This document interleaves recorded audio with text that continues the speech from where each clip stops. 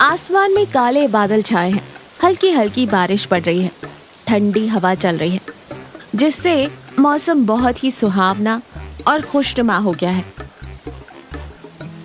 रामलाल अपना पुराना काले रंग का छाता ताने अकेली सड़क पर धीरे धीरे मटकते हुए चल रहा है।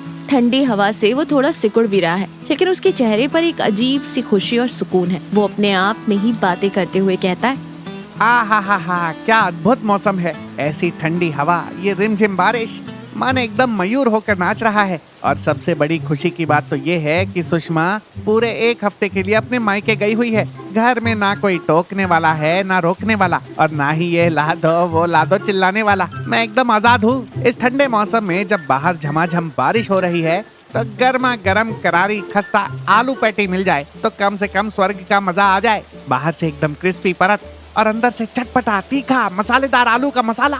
ओए होए होए, सोच कर ही मुंह में पानी की नदियां बहने लगी हैं। लेकिन रामलाल, अगर तूने घर में आलू पैटी बनाई और गलती से भी इसकी महक पड़ोसियों तक पहुंच गई तो ये गांव वाले मुफ्त में दावत उड़ाने मेरे दरवाजे पर कटोरा लेकर खड़े हो जाएंगे। ना भाई ना, मेरी मेहनत, मेरे पैसे, तो स्वाद भी सिर्फ मेरा ही होना चाहिए। आज का ये आलू पैटी का प्लान एकदम टॉप सीक्रेट रहेगा, किसी को कानो कान खबर नहीं होनी चाहिए। रामलाल अपनी धुन में आगे बढ़ ही रहा होता है कि सामने से उसका पड़ोसी होशियार सिंह छाता लिए आता है और अरे रामलाल बाबू, क्या बात है? आज इस बारिश में छाता तान कर कहाँ की सैर हो रही है? सुषमा भाभी के मायके जाते ही तुमने तो घर से निकलना ही छोड़ दिया था। आज ऐसा कौन सा जरूरी काम आ गया जो इस मौसम में बाहर निकलना पड़ा? रामलाल एकदम से हड़बड़ा जाता है। उसे लगता है कि उसकी चोरी पकड़ी गई। अपनी घबराहट को छुपाने के लिए वो तुरंत अपने पेट को दोनों हाथों से कसकर पकड़ लेता है। ओई माँ, अरे होशियार भाई, क्या बताऊं अपनी हालत। सुबह से पेट में ऐसा भयंकर दर्द उठ रहा है कि क्या कहूँ। ऐसा लग रहा है जैसे कोई अंदर बैठकर मेरी आंतें निचोड़ रहा है। मरोड़ उठ रही है भाई। पहले लगा कि थोड़ी बहुत गैस होगी, ठीक हो जाएगी, पर दर्द तो बढ़ता ही जा रहा है। बस बर्दाश्त के बाहर हो गया तो सोचा कि गांव के नुक्कड़ वाले वैद्य जी के पास जाकर कोई पक्की जड़ी बूटी या चूरन ले आऊं। अरे बाप रे, इतना भयंकर दर्द, और तुम इस हालत में अकेले जा रहे हो। ऊपर से सुषमा भाभी भी घर पर नहीं है जो तुम्हारी देखभाल कर सके। तुम रुको रामलाल, तुम अकेले इस बारिश में कहाँ धक्के खाओगे? चलो, मैं भी तुम्हारे साथ वैद्य जी के पास चलता हूँ, सहारा रहेगा। अरे नहीं, आप क्यों नाहक परेशान होते हैं होशियार भाई। मैं चला जाऊंगा, कोई बहुत बड़ी बीमारी थोड़ी है, बस थोड़ी पेट की खराबी है। आप घर जाइए, देखिए बारिश तेज हो रही है, फालतू में भीग जाएंगे तो आपको सर्दी लग जाएगी। इतना कहकर रामलाल होशियार सिंह के जवाब का इंतजार किए बिना पेट पकड़े पकड़े ही वहाँ से तेजी से खिसक लेता है। होशियार सिंह वहीं खड़ा रहकर रामलाल को शक की नजरों से जाते हुए देखता है। पहला दिन, दुकान में बंसीलाल अपने डिब्बे ठीक से लगा रहा है। तभी रामलाल दुकान के पास पहुँचता है। वो किसी जासूस की तरह इधर उधर देखता है। बंसीलाल, ओह बंसीलाल, जल्दी सुन, इससे पहले कि कोई यहाँ आ जाए, मुझे फटाफट 1 किलो बढ़िया वाला मैदा, आधा लीटर रिफाइंड तेल, 1 किलो बड़े बड़े आलू और 1 पैकेट एकदम तीखा वाला गरम मसाला दे दे। जल्दी कर भाई, किसी की नजर नहीं पड़नी चाहिए। अरे रामलाल जी, आज ये क्या चमत्कार हो रहा है? आप और इतना सारा सामान खरीद रहे हैं, वो भी इस तरह छुप छुप कर, जैसे कोई खजाना चुरा रहे हो। सुषमा भाभी तो घर पर है नहीं, मायके गई है। फिर आप अकेले इस मैदे, तेल और आलू का क्या करेंगे? कोई खास पूजा पाठ है क्या? अरे वो बात असल में ये है ना बंसीलाल, कि मेरी घर की छत में थोड़ी दरारें आ गई हैं। बारिश का पानी टप टप करके सीधा मेरे बिस्तर पर गिर रहा है। मैंने शहर के एक बड़े कारीगर से पूछा था तो उसने मुझे एक बहुत ही अचूक देसी जुगाड़ बताया है। उसने कहा कि मैदा और उबले हुए आलू को मिलाकर उसका एक गाढ़ा लेप बना लो और उसे दरारों में भर दो। वो लेप सूख कर एकदम अंबुजा सीमेंट की तरह कड़क हो जाता है और पानी की एक बूंद अंदर नहीं आती। बस उसी लेप का सामान ले रहा हूँ। अच्छा जी, ये तो बहुत ही कमाल का कारीगर है। मैंने आज तक मैदे और आलू से समोसे और पैटियां बनते तो सुना था, लेकिन सीमेंट बनते पहली बार सुन रहा हूँ। और हाँ रामलाल जी, इस सीमेंट में ये गरम मसाला क्यों डलेगा? क्या छत को भी ठंड लग रही है? रामलाल जल्दी से पैसा देता है, झोला उठाता है और किसी की नजर में आए बिना पीछे की अंधेरी गली से छुपता छुपाता अपने घर की तरफ भाग जाता है। सुबह की हल्की धूप निकली है। बंसीलाल अपनी दुकान खोलकर बैठा है। तभी होशियार सिंह वहां आकर बैठ जाते हैं। अब बंसीलाल, कल शाम मुझे रामलाल सड़क पर मिला था। बेचारे की हालत बहुत खराब थी। पेट को ऐसे पकड़े हुए था जैसे कोई भयंकर बीमारी हो। कह रहा था वैद्य जी के पास चूरन लेने जा रहा है। आज सुबह से वो घर के बाहर दिखा नहीं। सोच रहा हूँ दोपहर में जाकर उसका हाल चाल ले आऊं, कहीं अकेले में कुछ ऊंच नीच ना हो जाए। पेट दर्द, बीमारी? अरे होशियार जी, आप भी कितने भोले हैं। उसे कोई पेट दर्द नहीं है, वो तो हम सबको उल्लू बना रहा है। कल शाम अंधेरा होते ही वो मेरी दुकान पर आया था, एकदम चोरों की तरह छुपते छुपाते। और जानते हैं क्या लेकर गया है? 1 किलो मैदा, तेल, आलू और ढेर सारा गरम मसाला। पूछने पर कहता है कि उसकी छत टपक रही है और वो मैदे और आलू का लेप बनाकर छत की दीवारों में सीमेंट की तरह भरेगा। क्या बात कर रहे हो बंसी? मैदा, आलू, तेल और गरम मसाला? अरे भाई, ये छत जोड़ने वाली सीमेंट नहीं है, ये तो गर्मा गर्म आलू पैटी बनाने का पुख्ता इंतजाम है। अब मुझे सारी कहानी समझ आई। सुषमा घर पर है नहीं और इस महाकंजूस का किसी को खिलाने का कोई मन नहीं है, इसलिए वो घर के अंदर कुंडी लगाकर अकेले ही आलू पैटी की दावत उड़ाने की फिराक में है। हम में से कोई उसके घर न पहुंच जाए, बस इसलिए उसने कल वो पेट दर्द का झूठा नाटक किया था। हे भगवान, इंसान इतना लालची कैसे हो सकता है? 4 पैटी खिलाने के डर से इतनी बड़ी झूठी बीमारी का नाटक। होशियार जी, आज तो हमें उसे रंगे हाथों पकड़ना चाहिए। उसकी चोरी पूरे गांव के सामने आनी चाहिए। दोनों आपस में बात कर ही रहे होते हैं कि होशियार सिंह की पत्नी विमला चाची वहां आ जाती है। क्या सुबह सुबह पंचायत लगाकर बैठे हो तुम दोनों? क्या हुआ रामलाल भैया को? उनकी छत को क्या हो गया? अरे विमला, वो रामलाल बहुत बड़ा धोखेबाज है। वो पेट दर्द का झूठा बहाना बनाकर घर में अकेले छुपकर आलू पैटी बनाकर खाने वाला है। वो नहीं चाहता कि हम में से कोई उसके घर जाए। आज तो हम उसका पर्दाफाश करेंगे। देखो जी, मैं मानती हूँ कि रामलाल कंजूस है और उसने हमसे झूठ भी बोला, लेकिन आखिर है तो वो हमारा पड़ोसी ही ना। इंसान जब अकेला होता है तो कई बार अजीब हरकतें करने लगता है।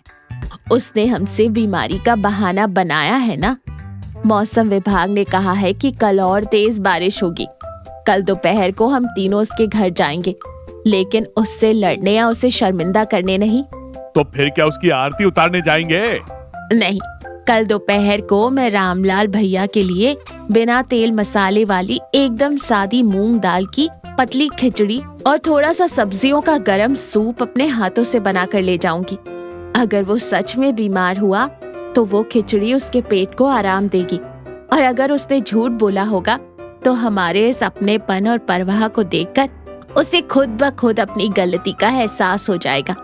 इंसान को सुधारने के लिए उसे सजा देने से बेहतर है उसे प्यार से उसकी गलती का आईना दिखाना। वाह विमला, तुम्हारी सोच बहुत ही ऊंची है। तुमने तो मेरी आंखें खोल दी।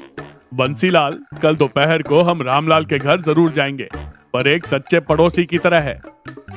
बाहर मूसलाधार बारिश हो रही है। बादलों की गड़गड़ाहट सुनाई दे रही है। रामलाल अपनी सूखी और गर्म रसोई में पीतल की कढ़ाई में तेल उबल रहा है। रामलाल बहुत ही उत्साह और खुशी के साथ आलू पैटी बनाने की तैयारी कर रहा है। मैदा को घोलना, उसमें तीखे आलूओं को मसाला डालना, उन्हें तिकोने आकार में बनाना, वो खुशी खुशी गुनगुनाते हुए ये सब कर रहा है।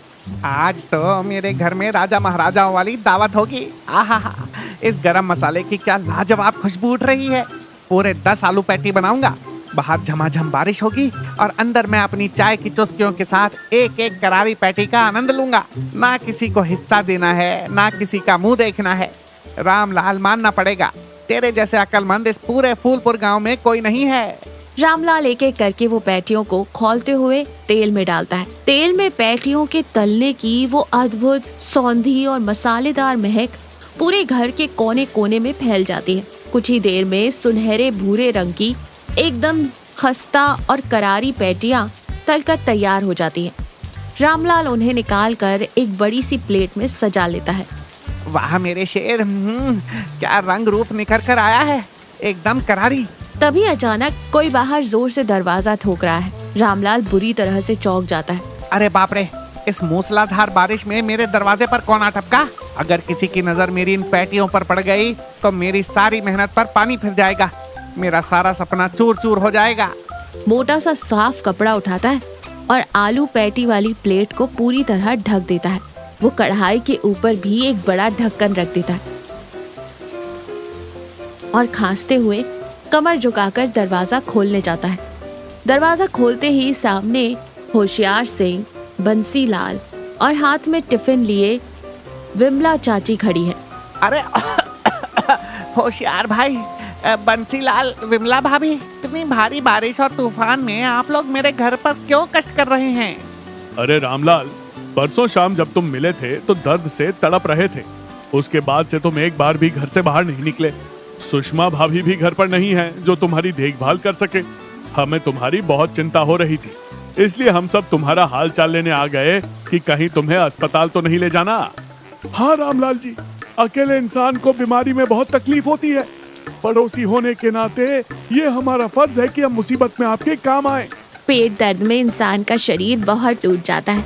आप कुछ बना भी नहीं पा रहे होंगे, इसलिए मैं आपके लिए बिना एक बूंद तेल और बिना किसी मसाले के छिलके वाली मूंग की दाल की एकदम सादी और पतली खिचड़ी बनाकर लाई हूँ।